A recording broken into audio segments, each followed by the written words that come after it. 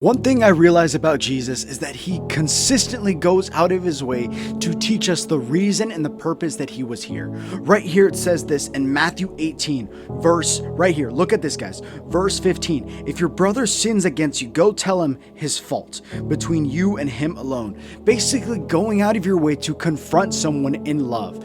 First, you have to confront them in love to show them and to see if they're really going to own up and be accountable, keep themselves accountable for their own sin against you. We need to keep ourselves accountable and realize that we are all accountable for our own sin.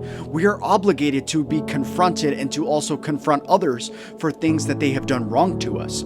You are obligated to confess your sin to someone that you sinned against. You are also obligated to be confessed to about something that you have done to another brother in Christ or a sister in Christ. But it's important to recognize that Jesus Christ came here to not bring peace on earth, but to give us peace in the world of chaos, in the world of hate, in the world of sin and darkness and wickedness.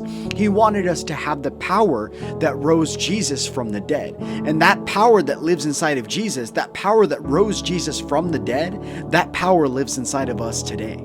Continuing on with the passage, it says this: if he listens to you, you have won your brother.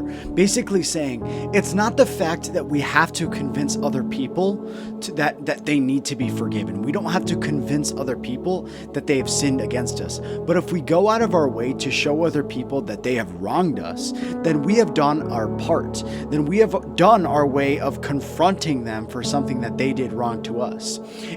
They're not obligated to be forgiven, or they are not obligated to confess that they have done something wrong. But what we do have to do is we must forgive other people for sinning against us, because God forgave us first. God has forgiven us, so we must forgive others so that God can forgive us.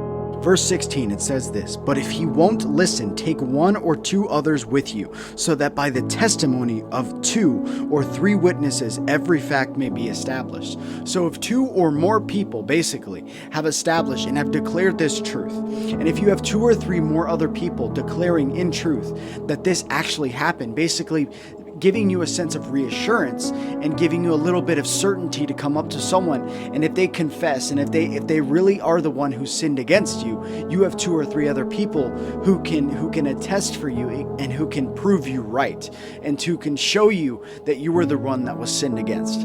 And a lot of times the big part of the battle with trying to confess to one another about the sins that you've committed and also asking other people for forgiveness is big in the church, and it's big in our communities, because a lot of times we have a lot of shame and we have a lot of guilt. Oftentimes people don't want to be confronted. And